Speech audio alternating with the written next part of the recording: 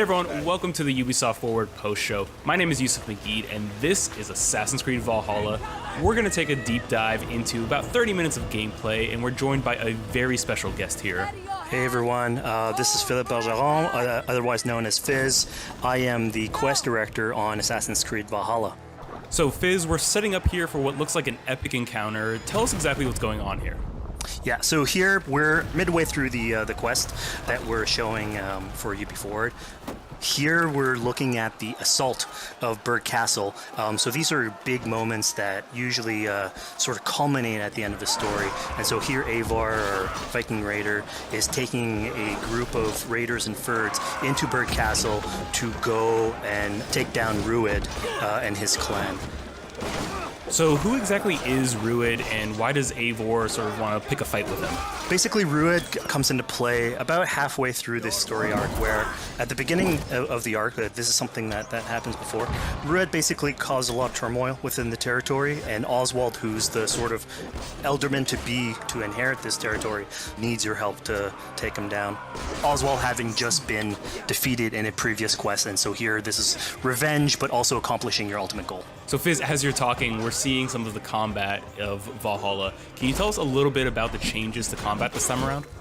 We wanted to basically add a lot of new mechanics to it. So we added like some dual wielding for the player, like a stun system in there. And we really needed to do this to sort of portray that sort of the brutality that comes with being a Viking in this day and age. So it sort of fits into that, the time and the character.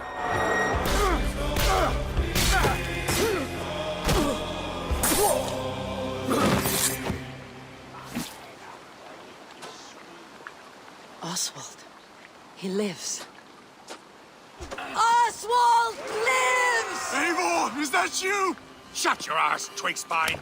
Here, Eivor has taken her entire army through the assault, and finally it's revealed that our Elderman, our ally, Oswald, is still alive, and Rued has him captive. So this is what it comes to, Wolfkist? Two Danes fighting over a filthy Saxon whoreson? If this swine is your prize, come and get him!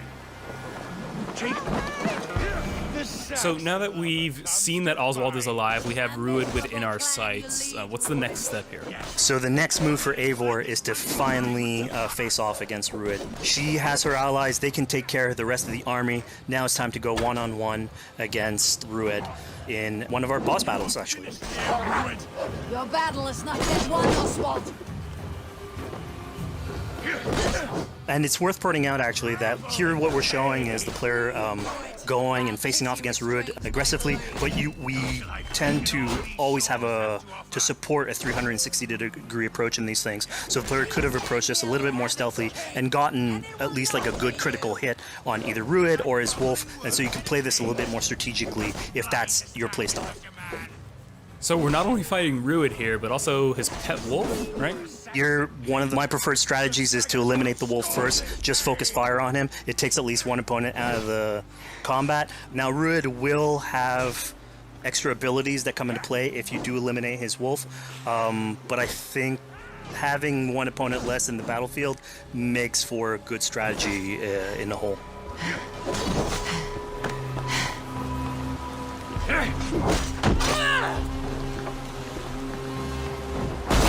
Your efforts. Only the cold dark of Niflheim awaits you.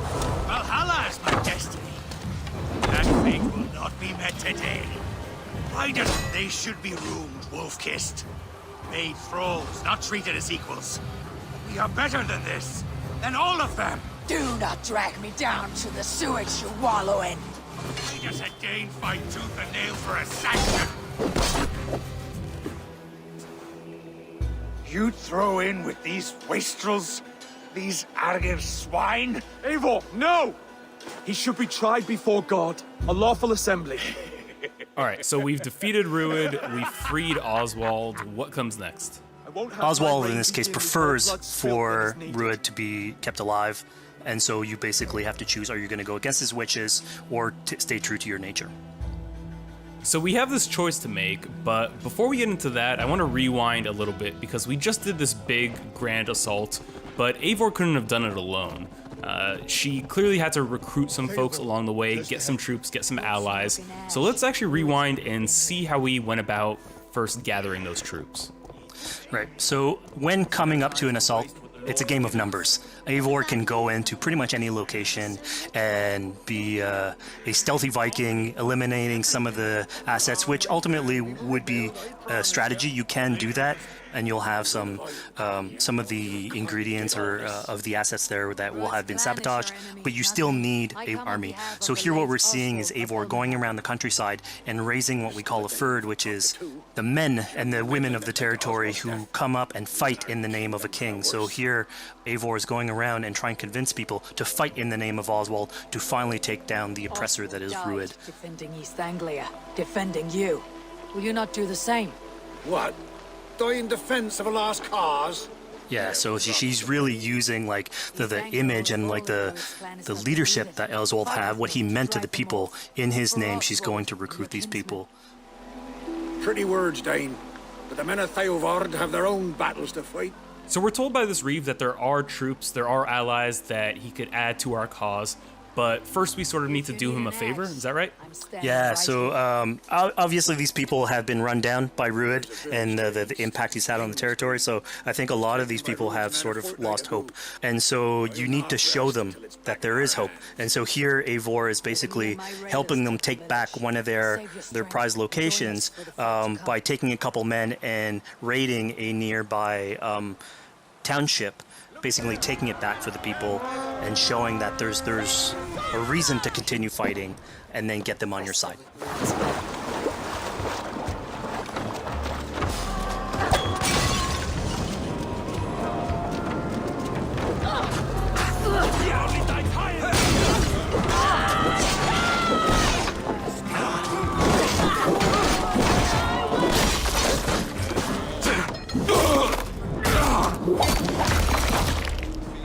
When Eivor does this, obviously you have access to a full suite of abilities. So again, the improvements that we've done to the fight system, you have some brutal axe throwing in there. You have archery or like range combat abilities in there as well. So really, again, like depending on what your playstyle is, you can customize your loadout and go in there how you wish.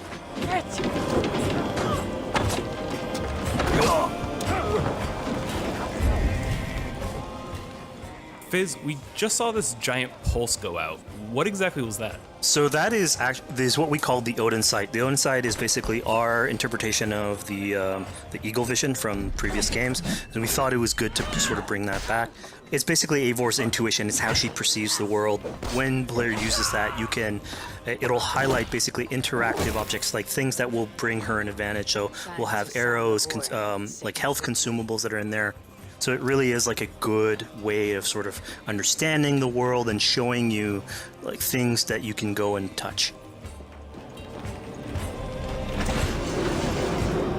Yeah, I mean, speaking of things we can touch, we just picked up this awesome new weapon. It's something we wanted to play with on Assassin Creed Valhalla, where we have fewer weapons in the game, but you can invest in them more, so they become your weapon. And so depending what your preferred playstyle is or your preferred weapon type, then you can go and choose, I'm gonna fight with this weapon and invest heavily into that. Not only are we looting weapons, but we see something here called the Book of Knowledge. Can you tell us a little bit more about that? They unlock skills for the player. So here you can see the Valkyrie dive that has just been unlocked. We have these spread out throughout the world, so again, to promote exploration and discovery. As you travel through the world and you explore locations, you can find these books that will add abilities that you can go and invest in, put into your loadout, then go into the different locations or the different quests in the game and use those depending on what your playstyle is. Now we've recaptured this village, we've secured more troops for our assault. Let's jump back now and figure out what we want to do with Rued. The rightful king of East Anglia has spared your life today, and so it will be.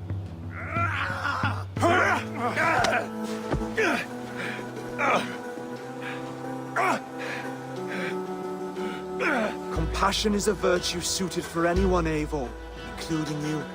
Thank you. Eivor decided to let him live. Ruud is really angry about that. Being a Norse Viking, being put to the death in battle is your road to Valhalla. So he was basically denied access to Valhalla in this situation. Obviously, all of these decisions come into play later on in the game, so we have very difficult decisions for the player to make. We didn't want to have easy decisions. Yeah, you know, when I was playing, I decided to listen to Oswald and spare Ruud's life, but what exactly is the relationship like between Eivor and Oswald? So the relationship between Eivor and Oswald is an alliance. It's basically Eivor is surrounded by territories that initially getting into England are hostile towards her, and obviously if you want to set up a new settlement, you want to make sure that your neighbor is friendly. So here in East Anglia, Oswald is the man for the job, where putting him into a position of power would help her sort of secure her territory. So earlier on to the territory, Eivor comes in here, meets Oswald.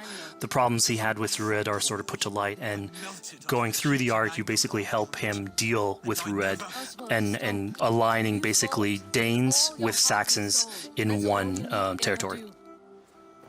So, Fizz, we've completed the assault, we've gotten our hands dirty with some combat, taken down Ruud.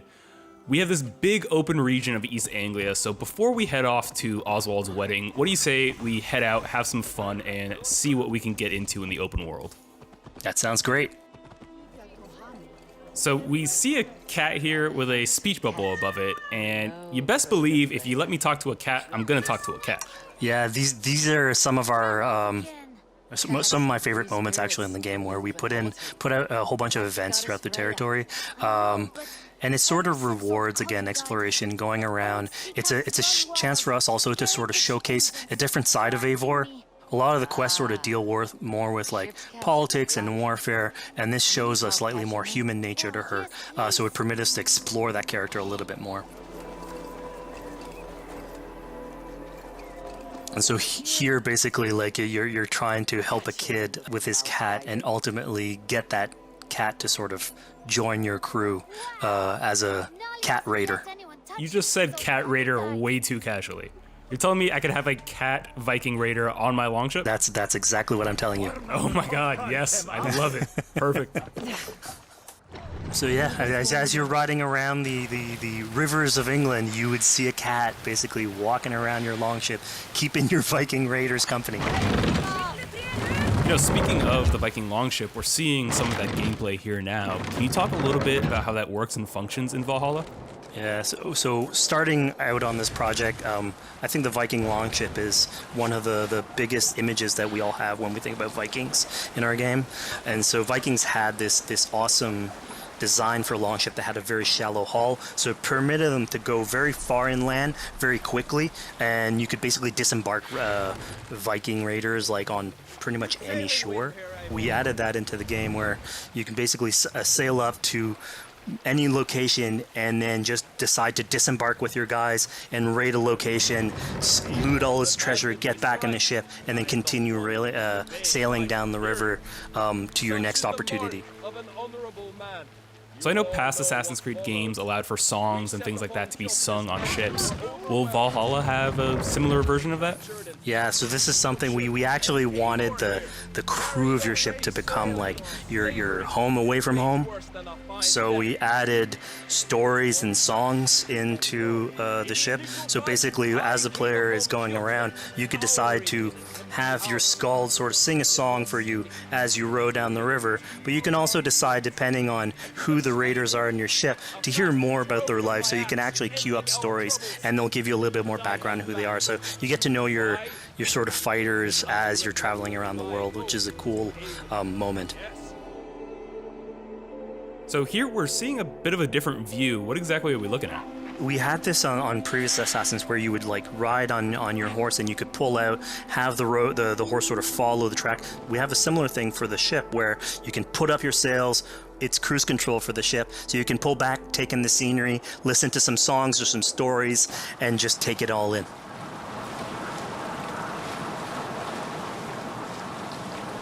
So, you know, speaking of Viking songs, we have an activity here that's not exactly singing, but kind of related, right? Yeah, so here what we have is what we call flighting, which was an activity that Norse people would partake in. They would like to have a battle of wits and sort of poetry where insults would be thrown back and forth between each other. The idea was to try and have a good insult, but also to have a good rhythm and a good rhyme in there. So it's basically a precursor to rap battles. Here's the silver. Now begin. To all those whom I speak, they say Eivor's a clod. Then you're speaking to fools and their knowledge is flawed. Well, How exactly do you go about being successful in one of these? The trick behind a good flight was to choose the right insult, identifying the right cadence, and then trying to find what rhymed the best. I'm known for my might. interesting. Interesting. Silent whispers all claim that you're terribly dense.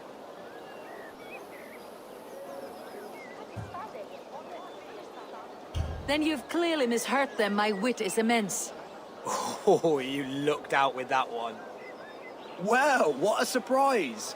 Eivor of the Raven Clan is a true talent. I'm shocked. Don't believe everything you hear, unless it touches on my flighting. Then heed every word. Take the coin. So now that we've proven our sharp tongue and wit, I think it's time for a bit more relaxing activity. So we're fishing here. Yeah, that's it. So we gave Eivor a fishing line, so you can actually throw out a line and go catch some fish. This is used basically to play into our new health loop, where the player will lose health in the world, and it doesn't automatically regenerate like we would have in the past. So you actually have to go out and get some supplies. So you'll find mushrooms and some food that you can gather. But here, like you can also catch some fish and consume that to regain some health. We also will sometimes have it in certain quests. So it's a good way to sort of chill out on the side of the water and just, again, take it all in.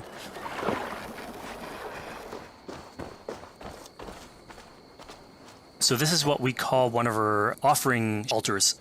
So the idea is that you find these around the world and you make offerings to it. So it'll take like animal parts and stuff that you can find throughout the world. Here what you're seeing though is sort of like a fancy version of it, where as you do your offering you get interrupted by some kids that basically come and steal your stuff.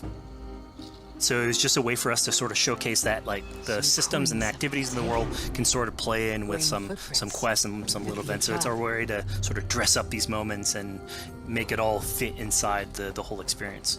Yeah, this seemed like a really sort of unexpected turn for what I thought was going to be kind of a simple interaction. Yeah, and it's really what we were trying to do with these events is to give another dimension to Eivor, other than just, you know, the pure rar Viking or the politician. Because you can imagine at some point that will grow old if you're always telling that version of the character. So it lets us really go into the depth of who is Eivor, what motivates her, how she can interact with the world outside of warfare and politics. Your stealth needs work. We were close. And it also showcases like a different facet of the world at the same time. It's not only Eivor. So it just widens the breadth of the stories that we can tell. So who exactly are these two children? These are kids of East Anglia. They are going through tough times with whatever Rued's been doing to the territory. And so they're just here trying to survive and basically exploit the people that are there to make offerings. It was kind of nice to see that Eivor wasn't really necessarily upset at them for stealing, and, you know, after you talk to them, you have the choice of helping them. You can, you know, give them food, give them some money, or, you know, maybe just say, hey, good luck, on your way. Yeah, and then this is something we also wanted to do a lot. Like, so here we're doing an event, we do it in quests as well, but we want to give a lot of this agency into players' hands so that they can sort of shape Eivor a little bit. Who she is, so it represents them a little bit more, and they can roleplay that a little bit better. And again, it just gives her like a little bit more humanity in these moments. What large walkers should do. Provide for small walkers.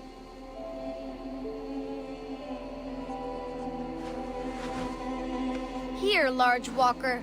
A necklace. Yes, it's a St. Martin seal. You're welcome here anytime, Large Walker. You're one of us now. Visit us, okay? I will. Take care now, small green walkers.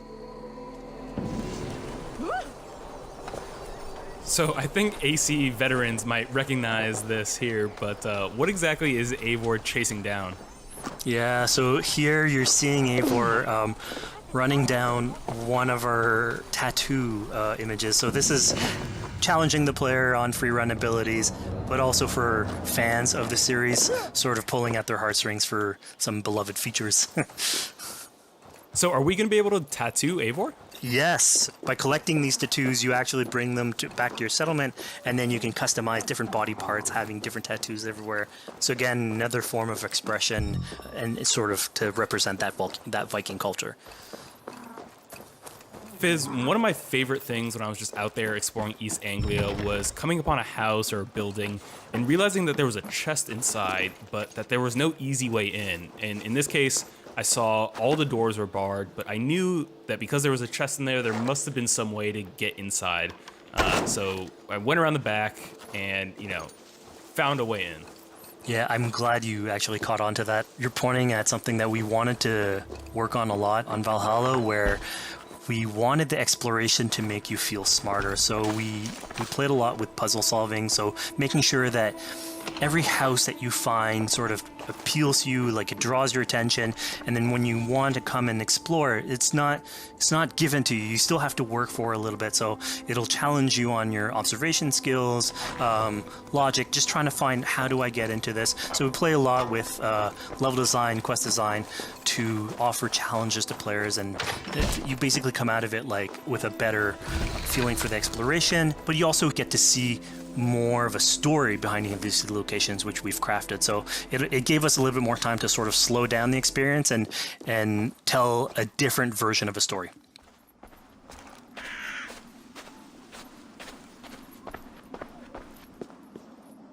A poor victim of someone's fury. Yeah, I mean, speaking about exploration and just finding things out in the world, I was just wandering and came across this clearing and found this kind of morbid altar. Yeah, so this is one of our bigger events that we have scattered in the world. So as Eivor explores, she can find altars like this, and by interacting with them, here it's a trap that's been set by this character named Regan. Now, there's a bigger story behind all this. There's multiple steps to it later on. So this is one of the moments. It permits us to go into a slightly more mystical realm and play with a boss fight that has more magical abilities, if we will. And basically have this awesome boss fight in the middle of the swamps. And so here the abilities that you see Reagan using are a little bit on the mystical side of things. What's happening is Eivor at the beginning in that trap is poisoned, and so she starts sort of hallucinating, seeing the world in a sort of different light and filter. And so that's sort of what lets us go into the realm of the weird. My rage, spirit of my father's rage, fill me!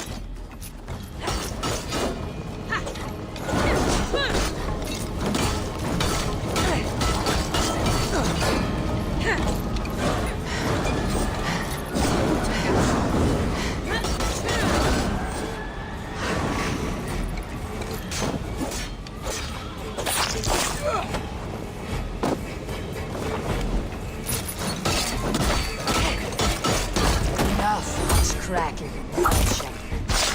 Rest your demons. So we just saw here that Regan belongs to something called the Daughters of Lyrium. Yeah, that's correct. By finding the other daughters, you'll get a little bit more backstory on who they are, so we don't want to spoil that too much. But it creates like a sort of greater story that is not on the main path in any way, but it's still very rich and adds to the lore of this world and actually plays into history. So we just had a really exciting, really intense boss battle. I think it's time for something a little bit more relaxing and calming now. Yeah, it's all about pacing yourself with the highs and the lows. So here we have a low chill moment of what we call building a cairn. So Eivor, as she explores the world, will find these sort of meditative areas where you have a pile of rocks that you could just stack on top of one another using physics. And I mean, yeah, the ultimate goal is to try and get the highest pile of rocks, but really it's about taking in the sights, relaxing, taking a step back, and just building something. Together we stack stones into cairns. These? Yes. Think of this as a test of mind and wit. Stack the cairn stones high and wide into any shape you like. I mean, you can spend as much time as you want building these things, making them as high as you want, as weird as you want. I'm sure like a lot of these stuff will end up on the internet, like people comparing structures. And the cool thing is that once you've built it and you decide to get out of it, it sort of stays there. And so that's yours, right? And until the moment where you come back and you want to build a new one, it's sort of cool that we were able to give that to players to express themselves. At this point in the demo, we've explored East Anglia, we've met some children, we've broken into a house, we fought a boss, we built a cairn. I think now it's finally time to go and head off to Oswald's wedding. Yeah, so this is the moment it's all been building up to. By the moment you get into the territory, sort of like mentioned by Oswald that he's trying to get married with his Dane lady. And so as you go through the arc, that's sort of like the underlying thread. Really, it's about Rued creating turmoil in the territory and helping Oswald sort of get above that and show that he's a good leader. And so you finally, after going through all of that arc, finally get these two together, go through their wedding, and you're invited to attend the ceremony. And then all the activities and fun times that comes afterwards. Yeah, as much as we've seen the brutal side of England, it's nice to see, the joyous side of it as well. Yeah, and it's something we really wanted to play on in Valhalla, where being a Viking is not only about being a raider or warrior. I mean, there's revelry, there's feasting, there's partying that goes, and like if someone knows how to party, it's a Viking. And so here, this is one of our opportunities to sort of show what a sort of Viking gathering is. And what's cool here is it's a good alliance of Norse culture with Saxon culture, sort of smashing those two things together and building bridges. Yeah, I mean, what's a wedding without some drunk archery, right? Yeah, so like anything can happen in a Viking event, right? Eivor, yeah, here, just get drunk, shoot some arrows. Barely a challenge. Steady all, and ready yourself for the wedding race. The king and his bride against all! My king! He... So here we see the decision I made to spare Rued came back to bite us. Yep, that's the decision you made coming back. So as we said before, all of your decisions have consequences, and this is a big one. I challenge you. I accept. You're basically presented with the option to sort of step in for Oswald, fight the fight for him, or let him go and fight his own fight. Yeah, personally, I chose to fight myself because I thought Eivor is the type of person who likes to finish what she started. Plank by plank, and a dead king cannot keep his oaths. Let me finish this. Oswald, you gutless Arya swine! I'll slay the wolf-kissed, then hang you with your own tongue. How does this encounter with Rued differ from our previous fight with him? So at this point, you've eliminated his wolf, so it's just him. And so he's angry at this point, and so he will start using his big gun abilities like fairly earlier on in the fight. So it's way more vicious, way faster. There's less strategy. He goes literally swords blazing at you. And so this is a fight to the death.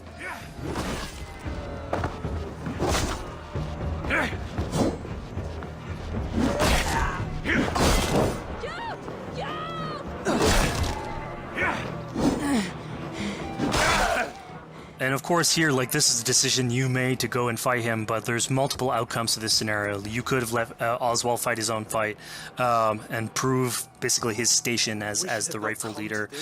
If you had eliminated Rued, obviously this would not have happened. It would have been a slightly more joyous occasion. But ultimately, in all scenarios, you still have an alliance with Oswald. He's proven to be the right leader for this territory, and to be a good ally for you. A great service. I promised you an alliance, and now you have it. And one day I will need you to make good on that alliance. So we're about to take off from the wedding, but Eivor decides it's a good idea to check up on her friend Finner. Yeah, so Finner is probably one of the more recurring characters in this arc. You get to meet him very early on. He's a very endearing character, sort of used to have a Viking life, sort of misses it, and going through all these adventures together is sort of like lights that fire back, and so he's willing to join you in your raiders. So he's one of many raiders that you'll encounter in the game, and you can sort of recruit, bring back home, and then have them sort of join you on your adventures on Longship. He can tell you these stories that we're telling you about. You get to know a little bit more about him. So again, it's a fun way to sort of discover more about these characters that you meet and bring them along for adventures. Together. I'll gather my things. Well, folks, we've come to the end of our Assassin's Creed Valhalla playthrough. Fizz, thank you so much for joining us. When and where can people play it? Assassin's Creed Valhalla will be out on Xbox Series X and PlayStation 5, and is coming to Xbox One, PlayStation 4, PC, and Stadia on November 17th.